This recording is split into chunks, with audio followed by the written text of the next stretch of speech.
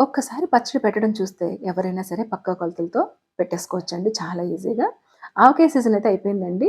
So, మరొక్కసారి మళ్ళీ ఏం పెడుతున్నామని చూస్తున్నారండి. మిక్స్డ్ వెజిటబుల్ పికిల్ అండి. హలో మగవలు, హాయ్ మహారాజాస్ ఎలా ఉన్నారందరూ? Welcome back to Magava vlogs. ఇక్కడొచ్చేసి నేను దోసకాయ, అలాగే మామిడికాయ, క్యారెట్ తీసుకున్నానండి. మీకు కావాలంటే కాలీఫ్లవరు, అలాగే దొండకాయని కూడా యాడ్ చేసుకోవచ్చు. చూస్తున్నారు కదా! ముందుగా వీటన్నిటిని నీట్‌గా వాష్ చేసేసుకొని క్లాత్‌తో తుడిచేసి పొడి క్లాత్ తోటి పక్కన పెట్టేసుకోవాలి. దీంట్లోకి నేను 1 టేబుల్ స్పూన్ ఆవాలు, 1 టేబుల్ స్పూన్ మెంతులు తీసుకున్నాను. ఒక 20 వరకు వెల్లుల్లి రెమ్మలను కూడా తీసుకున్నాను. ముందుగా తీసుకున్న వెజిటబుల్స్‌ని నీట్‌గా నేను తుడిచేసుకొని క్లాత్ తోటి ఇలాగా చిన్న చిన్న ముక్కలుగా కట్ చేసేసుకోవాలండి. దోసకాయలో ఉన్న పల్ప్ అంతా తీసేసేయాలి. చూస్తున్నారు కదా! సో, దీంట్లోకి నేను పచ్చడి పెట్టడానికి వేరుశనగ నూనె వాడుతున్నానండి. చాలా మంచి వాసన అయితే వస్తదండి. ఇందులో నేను ముందుగా 3 టేబుల్ స్పూన్స్ ఆయిల్ వేసుకొని అందులో మెంతులు, ఆవాలు వేయించేసుకున్నాను. ఇక్కడ నేను ఈ కప్పుని కొలతగా తీసుకున్నానండి. మొత్తం అన్ని ముక్కలు కూడా నేను కొలిచినప్పుడు నాకు 4 కప్పులు ముక్కలయినాయండి. మనకి మార్కెట్‌లో అవైలబుల్‌గా ఉంటుందండి. మొత్తం ఆవపిండి, సాల్ట్, కారం కలిపేసింది. అది ఇక్కడ నేను 2 కప్పులు తీసుకున్నానండి.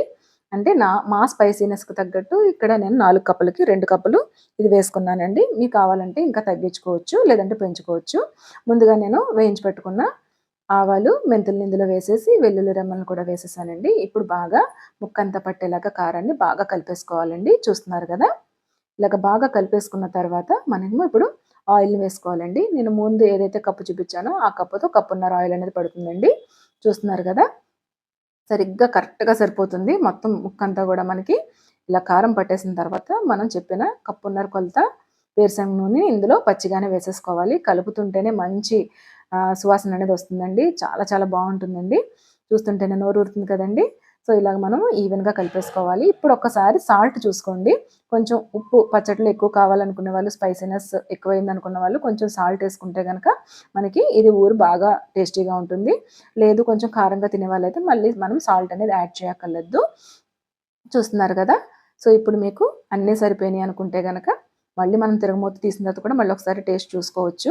సో, ఇలా అయిపోయిన తర్వాత మనము దీన్ని ఒక జాడీలో గానీ, లేదంటే ప్లాస్టిక్ డబ్బాలో గానీ పెట్టేసుకోవచ్చండి. ఇలా పెట్టేసుకున్న తర్వాత ఒక 2 రోజుల తర్వాత మళ్ళీ మనం తిరగమూతేసుకుంటే గనక మనకి ఎంతో టేస్టీగా ఉండే ఇన్‌స్టంట్ మిక్స్డ్ వెజిటబుల్ పికిల్ అనేది రెడీ అయిపోయినట్టేనండి.